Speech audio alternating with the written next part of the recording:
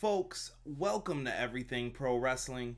Everything Pro Wrestling is a show by the fans, for the fans, and I am your host, Conrad Cushman, and we are here today with a Ring of Honor Best in the World review.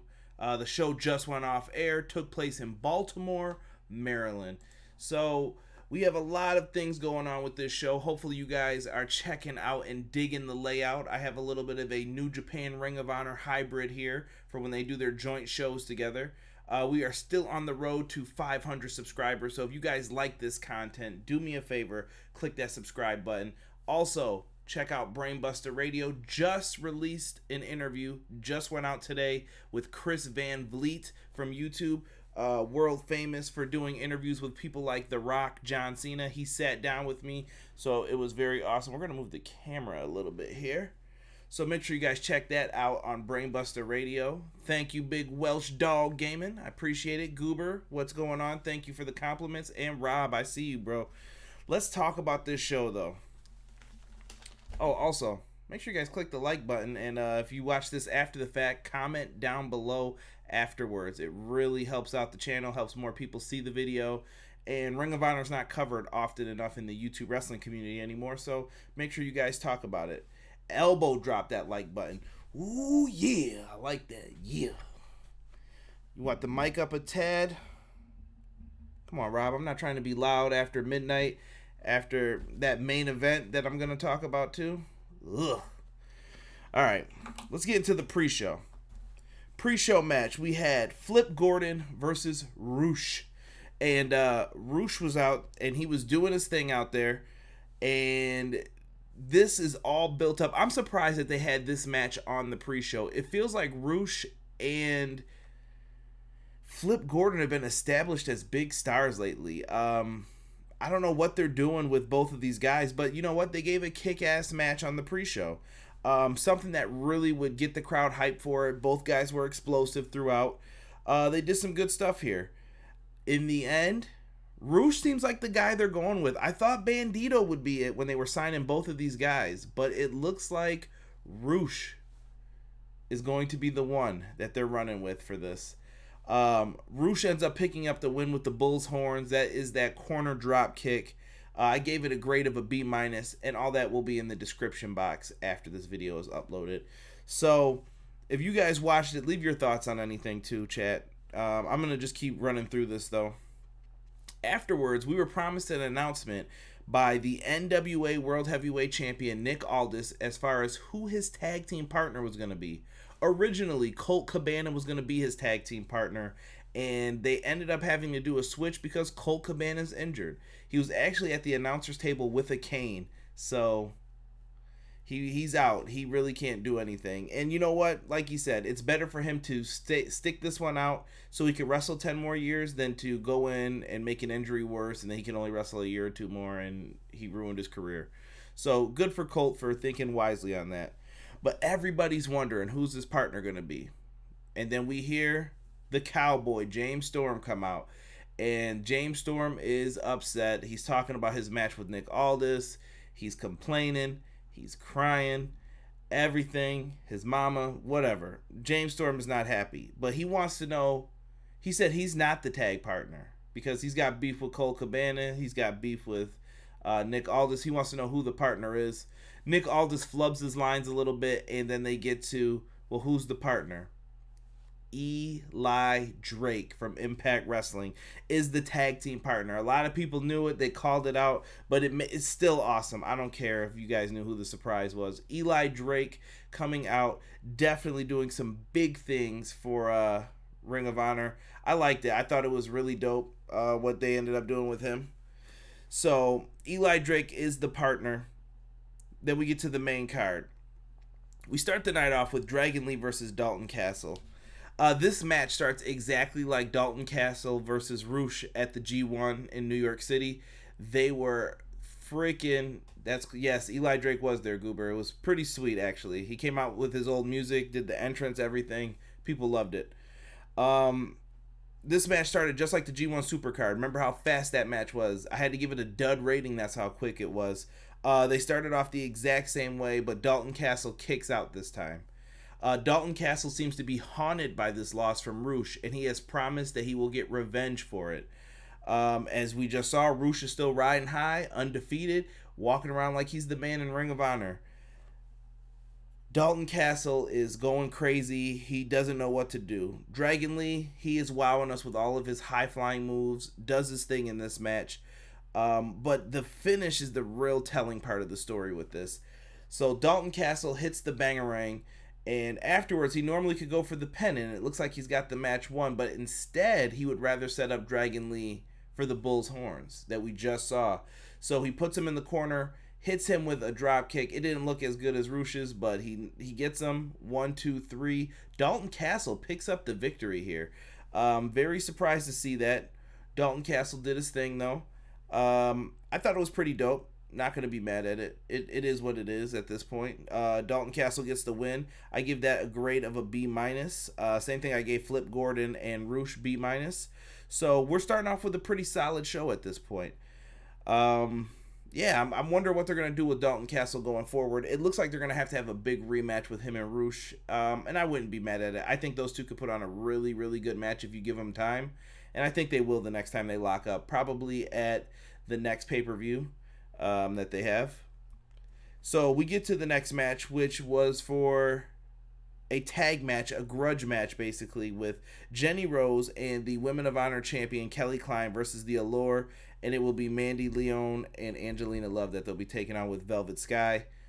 This match was alright. They went out and did their thing. It was okay. The main plot in this one had to deal with a high heel shoe. Don't know where they're getting it from, but they played the numbers games, the Allure.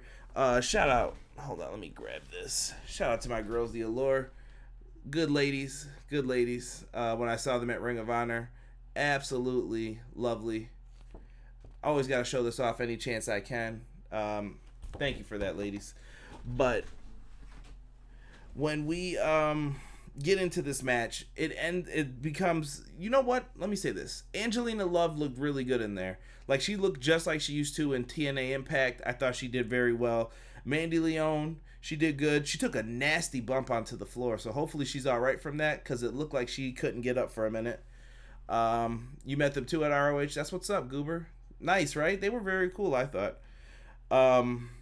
So they're out there, they're doing the match, and they wind up using a high heel shoe, and then Angelina Love hits him with the Botox injection, that kick to the face.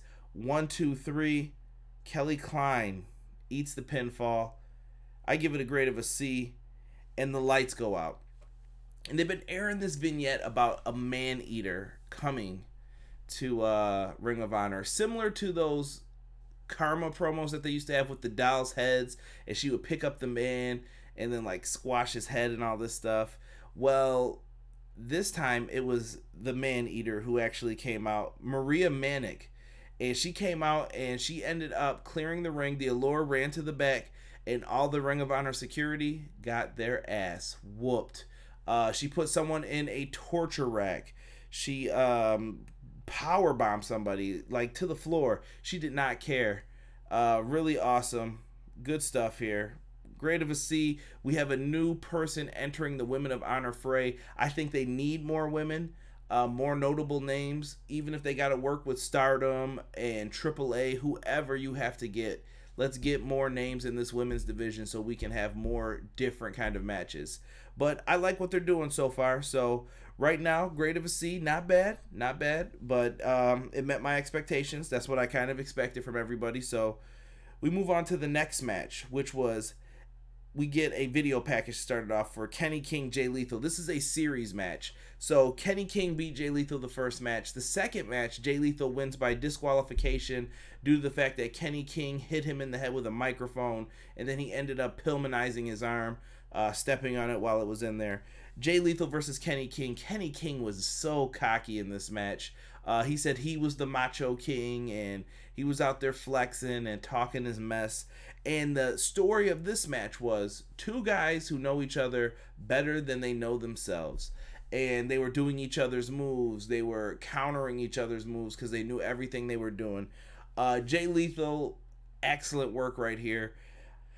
I feel weird for Jay Lethal because he's one of my favorite Ring of Honor performers, but Jay Lethal is at the point to where I feel like there's nothing left for him to do. I mean, he's getting put into matches to help probably boost other talents, but that's really it for him right now. He's not going to win the title. He doesn't need it at this point. He is Ring of Honor. So, very tough for Jay Lethal, but Kenny King went out there, did his thing. Lethal at one point hit the Royal Flush on King, and it looked like it could be over, but Kenny King manages to kick out. And in the end, Kenny King ends up landing a shooting star press. I have never seen him do that. It looked flawless, on point. Kenny King definitely should have been one of the people in the finals and Tough Enough too. I don't know how he wasn't. Kenny King ends up hitting that shooting star press. Then he lands the lethal injection on Jay Lethal, and then he ends him with the Royal Flush. 1, 2, 3. Kenny King proves why he is the number one contender, and he is still owed a title shot at the Ring of Honor Championship. Kenny King, he's that boy, man. And Goober agrees, yeah, there isn't too much left for Lethal to do in Ring of Honor. I agree, man. I don't know what's next for him, but Kenny King wins this best of 3 series as they move forward. Really, really good stuff here. I'm sorry, and he hit a blockbuster before that too. He hit like a combination of moves that you were like, Jay Lethal is not kicking out. I give that a grade of a B+. That was really one of the better matches on the card, I thought. Match number 5. We are talking about a match that was following the Pure rules. Now, if you are not an old school Ring of Honor fan, you're probably like, Pure, what are you talking about? Let me explain. This is the first time since 2006 that the Best in the World had a Pure match on it. The last time we had a Pure match, it was Nigel McGuinness versus Claudio Castagnoli for the Pure title that they used to have. So the Pure title is trying to ensure that there is basic wrestling in this match. You get one closed fist shot, and then you get a warning. After that, if it happens again, you're disqualified. The title, the Pure title, used to change hands on countouts and disqualifications. So there was, you lost the match, you lost the belt. And you only get 3 rope breaks in this match. So once you use the rope breaks 3 times, you can grab the ropes all you want. He can keep the submission on and you tap out, it's over. Those are the basic rules for it. And if you didn't know, AJ Styles is the first ever Pure champion. He beat CM Punk in an 8-man tournament in one night to become the first ever Pure champion. But let's get into it, guys. We have a match with Silas Young and Jonathan Gresham. 2 of the favorites in Ring of Honor. This is a straight up wrestling match. Both men in this match, Silas Young actually threw a fist that he got warned for. Okay, cool. And in this match, the goal was basically to get these guys to use their rope breaks. So they were locking on lots of submissions, whether it was octopus stretches from Jonathan Gresham, aka the Octopus, full Nelsons, any type of move where they could hurt the guy and make him grab the ropes, they would, because it's part of the strategy of the match. So you saw all 3 guys use their rope breaks, and eventually they start battling back and forth with the chest chops, and Jonathan Gresham and Silas Young run the ropes opposite of each other until, there was a little comedy in here. He said, stop, look up. He looked up and he chopped him across his chest, and it really made Silas Young mad. They end up both going for a suplex. They both fall to the floor. They're dead tired. While getting in, the ring apron gets messed up. While the referee's going to kick the ring apron, Jonathan Gresham low blows Silas Young. The fans start booing. Low blows him, but I guess the announcers were trying to do the turnabout is fair play WWE style thing. And he locks him in the octopus stretch. And like I said, they had already used all 3 rope breaks. Silas Young grabs the ropes, but the ref does not call for the rope break, and he is forced to tap out immediately. And Jonathan Gresham picked up the win here. I thought it was the right call. I thought this was a really good match. I give it a grade of a B. Next, we get to the NWA versus Ring of Honor tag match. The more I see of Gresham, the more I like him. Gresham reminds me of a young Jay Lethal and a young Bryan Danielson. And I hate to compare him like that, because he's an excellent wrestler. I think he's just as good as Zack Sabre Jr. when it comes to technical wrestling in the ring. He is really good. So if you guys have not checked out Jonathan Gresham's work, if you see him and you're flipping by Ring of Honor, check him out. Let's get to this tag match. Eli Drake and Nick Aldis versus the Briscoes. James Storm comes out and joins commentary, arguing with Colt Cabana. James Storm was just a heel in this. He was doing a lot of bitching. So he's out there complaining about what he's supposed to, about his matches or whatnot. In this match, Eli Drake looked a little rusty in the beginning, but he was just thrown into this tag match last minute. So he came out though, and then once he started getting in there moving, it all started to click again, and Eli Drake was over. He hit a nice burning hammer on Jay Briscoe. I thought it was picture perfect. Very well done. Nobody was hurt. At one point, we saw the Texas Cloverleaf from Aldis. I know he calls it the King's Leaf or something like that. This match had a corny ass ending. They're all brawling on the outside and the ref calls for the bell. I don't know if it's a double count out or a double DQ because they have a 20 count in Ring of Honor and it felt like it was way faster than that. So they get out there and they're brawling towards the announcer's table. The DQ has already occurred, and at one point Eli Drake grabbed a bottle of water, starts drinking it, and he goes to spit it on, I believe it was Mark Briscoe, and he winds up spitting it on James Storm. James Storm jumps down and starts beefing with him, and they start fighting each other. And this leaves Aldis in the ring alone, and the Briscoes go back in because they want to beat that NWA ass. So they started beating him down. They set him up on a table. Here comes Camille. Camille spears Mark Briscoe. Jay Briscoe looks like he's about to give her a J driller, and all of the security let her leave out of the ring.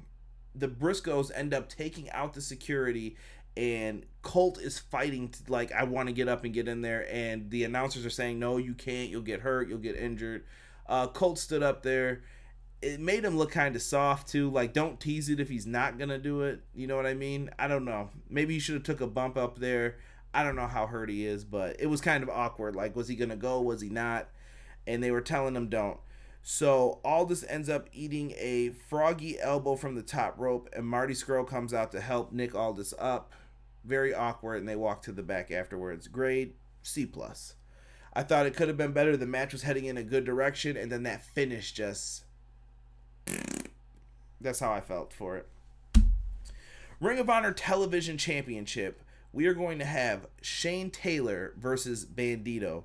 Bandido's lucha style was on point in this match. This dude is really good. Rob, Goober, anybody in the chat, can you explain to me, why is Bandido losing? Like, did he do something wrong? Did he not sign a long-term deal? Are they afraid to go with the guy? The guy is good, and he's over. He's putting over everybody I've seen recently and at all the big shows. I'm like, why is this dude doing this? Shane Taylor, big shout out to him too. Shout out to Montezi, who has done some of Shane Taylor's music.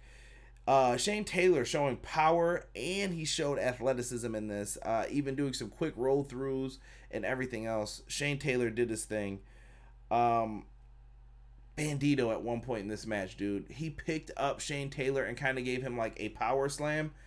Unbelievable. Bandido is super strong, and I think most people forget that about a lot of these luchadors because of how fast they move and the high flying moves that they do, and they're just all over the place. Boom, boom, boom, jump off the ropes, flip, and he showed his power in this one. I thought it was really good. After that, he hit a shooting star press, and it's 1-2 kick out by Shane Taylor. Bandido ends up going for like a kind of moonsault style move. Shane Taylor catches him, hits him with his finishing driver. I think it's Taylor made. And 1, 2, 3. Shane Taylor gets the win in a match that was a B match. I thought it was really good. These two had some chemistry together. Sad that Bandido didn't get the win. I thought maybe they'd go with a quick title change here, but they kept it on Shane Taylor. Not mad at it. I thought it was a decent match. Let's get to the ROH 6-man tag title match. Villain Enterprises are the 6-man tag team champions, and they are defending their belts against PJ Black, Mark Haskins, and Tracy Williams, Lifeblood. And Villain Enterprises comes out. So they debuted new championships. If you didn't see it, it was on Twitter. Make sure you guys check that out. Goober says he's going to get another shot at it and win it. I hope Bandido does. So Villain Enterprises comes out. They have new 6-man tag titles. They're custom made. They've got the penguin style mask face on there. I always call Marty's mask the penguin mask. He comes out with that. The belts look kind of slick. And for their entrance, they got new music. So no more whoop whoop. So I kind of missed that a little bit. But I really, really thought I thought Tim Storm would be. Yeah, I thought it was going to be him or Joseph too, Rob. I thought the same thing. When I look at this, though, they came out in these sweet Legion of Doom shoulder pads with their new belts. They just look like badasses, and I thought it was really dope to see Brody King and PCO come out with Villain Enterprises like that. Best entrance of the night, hands down, easily. So they have everything set up. They come out like badasses. Brody King, this dude is underrated, man. He is not appreciated enough for his style of work. Brody King was doing amazing things throughout this match, showing power, athleticism. What did I have written down here? He did some crazy stuff. PCO, loved by the fans. And how could you not? PCO can make a mistake and the fans do not care. He is amazing. This match was when the internet at work decided to take a shit, shaking my head as soon as PCO tagged in. Boom, gone. Whoop, whoop. Oh, I like that. Goober coming with the emojis in there. Yes. So they ended up going in there. They did a lot of sweet things. I saw, and you know what? Let me not crap on the other guys. PJ Black, Mark Haskins, and Hot Sauce Tracy Williams. These guys are excellent workers too. They put in their work. They really wrestled in this match and did some good stuff. The Quebecer crab leg drop, I have not seen that in a while. So they had, I believe it was Mark Haskins in a Boston Crab, and PCO hit the leg drop just like the Quebecers used to do, man. Good stuff. Good stuff. PCO, and then afterwards, so he does that, right? PCO then does a dive to the floor, lands on his freaking head. This dude is not human. Like, there's no way that this dude is his age, landing on his head on the floor, and he was just like, nah, whatever, I'm all right. So make sure you guys protect PCO, whoever's wrestling him. This dude is a treasure. So Brody King is in the ring at 1.2 towards the finish, and he ends up doing like a bounce off the ropes, flip two guys over, and they go to the floor, and then Brody King does a big flip to the outside. Athletic as hell. He reminds me of a Luke Harper for Ring of Honor. I really like Brody King, and that's no pun intended either with both the names. There's just something similar about their styles and the way they wrestle that I love. I get scared whenever PCO does a dive. Don't worry, he's not human, bro. You'll be fine. But absolutely love Brody King. Very underrated. I hope people appreciate him more. So in the end, he ends up taking out two of the guys, and PJ Black's in the ring. He goes for a moonsault on Marty. Him and Marty were going back and forth. Marty hits him with a nasty double big boot right to the face, and they set him up. He goes down. PCO goes to the rope. PCO slips off the ropes, and you know, fans were looking like, oh, we're supposed to boo that. Boo! And then Marty was like, no. Cheer him so he can get up there. And PCO gets up there, hits the moonsault. 1, 2, 3. Villain Enterprises retain the Ring of Honor 6-man tag team championships. So afterwards, a new team comes out. I don't remember what their name was. I don't know if it was like Human Sacrifice. They're a brand new team though that came into Ring of Honor. I think they hang around Bully Ray a lot. They come out. And then we eventually have Bandido come out. He comes out to make the save, and they all go out. And then Bully Ray comes out. Flip Gordon comes out. And then afterwards, there's this big hodgepodge, and the heels are retreating up the ramp. And they offer Flip Gordon a shirt. They bust out a shirt like, bam, put it on, wear it. And Flip Gordon looks at it. He realizes it's backwards. Thank goodness a wrestler looked at the shirt before. And he puts it on. And Flip Gordon has joined Lifeblood. Lights out. The lights go out. And then a Tron appears. Similar to how the Bullet Club used to do it. And Marty scrolls up there. And he's been on this quest to find a fourth member of Villain Enterprises. And he's out there looking, and he talks about scouting talent in Japan, the US, Australia, Europe, and he said that he found someone that was right underneath their noses, and he called him the intern. And then the camera pans over to who he's pointing to, and it's Flip Gordon. And Flip Gordon's in the ring and he starts taking out everybody. And Flip Gordon has joined Villain Enterprises. Unbelievable. Really good stuff how they did it. He was super kicking everybody. And they ended up jumping Lifeblood, putting a beat down on them. Unbelievable. So Flip Gordon is now part of Lifeblood. I give this match a B. I had it at a B minus, but for the after effects of everything, B. I thought it was a really nice moment. So very good touch. Not match of the night, of course, but very good touch. Next, we have the Ring of Honor World Title match. I was disappointed in this one, guys. We had Matt Taven versus Jeff Cobb. Early into this match, Jeff Cobb went out to the floor. He ends up like eating a baseball slide style drop kick, and he goes into the barricade shoulder first. Jeff Cobb looked like he got his ass whooped from that part of the match. So he had like a shoulder injury, and they were teasing he couldn't really suplex Taven a lot. He ends up getting a bunch of his suplexes off. His ones off the ropes, catches him, the side winding suplex, everything. And Taven is eventually caught with a move, and he looks like he's about to go on the tour of the islands.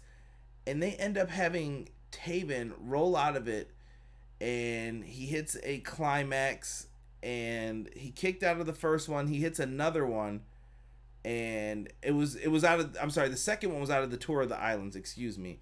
And he hits the second climax, and 1, 2, 3, that's it. I mean, the timing looked like it was going to be off, but I was just like, what the hell is this, bro? We ended that match like that, and Taven looked frustrated a little bit, but I think they knew they had to go home. Taven gets the victory here. Taven is the Ring of Honor guy who's been around for a while, so he's probably happy to get his reward.